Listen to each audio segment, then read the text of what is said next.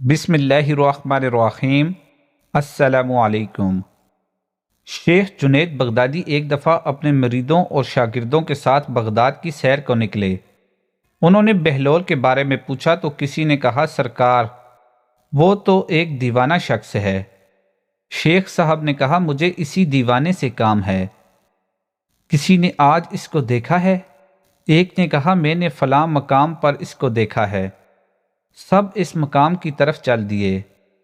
حضرت بہلول وہاں ریت پر بیٹھے ہوئے تھے۔ شیخ صاحب نے بہلول کو سلام کیا۔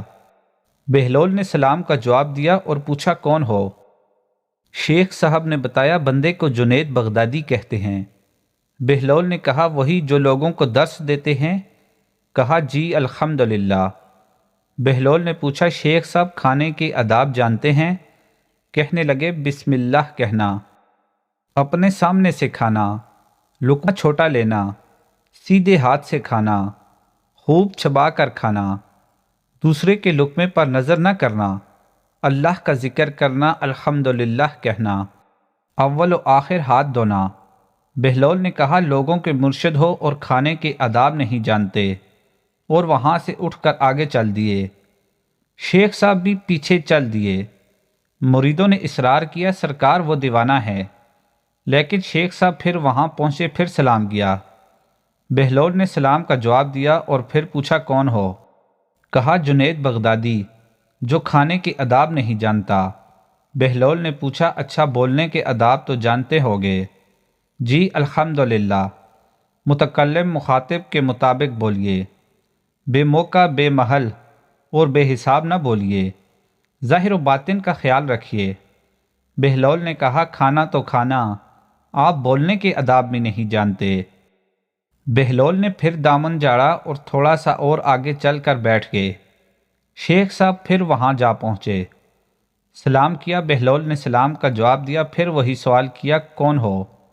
شیخ صاحب نے کہا جنید بغدادی جو کھانے اور بولنے کے آداب نہیں جانتا۔ بہلول نے کہا اچھا سونے کے آداب ہی بتا دیں۔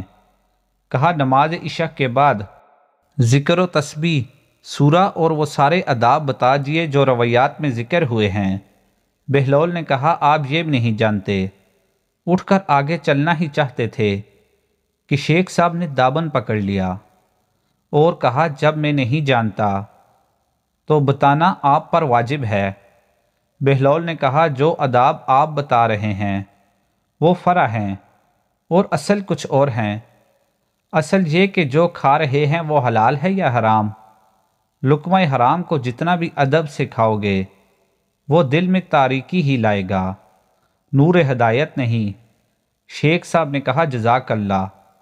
بہلول نے کہا کلام میں اصل یہ ہے کہ جو بولو اللہ کی رضا و خوشنودی کے لیے بولو۔ اگر کسی دنیاوی غرض کے لیے بولو گے یا بیہودہ بولو گے تو وہ وبال جان بن جائے گا۔ سونے میں اصل یہ ہے کہ دیکھو دل میں کسی مومن یا مسلمان کا بغض لے کر یا حسد و کینہ لے کر تو نہیں سو رہے، دنیا کی محبت مال کی فکر میں تو نہیں سو رہے، کسی کا حق گردن پر لے کر تو نہیں سو رہے۔ سبحان اللہ۔ اللہ تعالی ہمیں ان تمام باتوں پر عمل کرنے کی توفیق عطا فرمائے، آمین۔ ویڈیو کو لائک اور چینل کو سبسکرائب کیجیے، شکریہ۔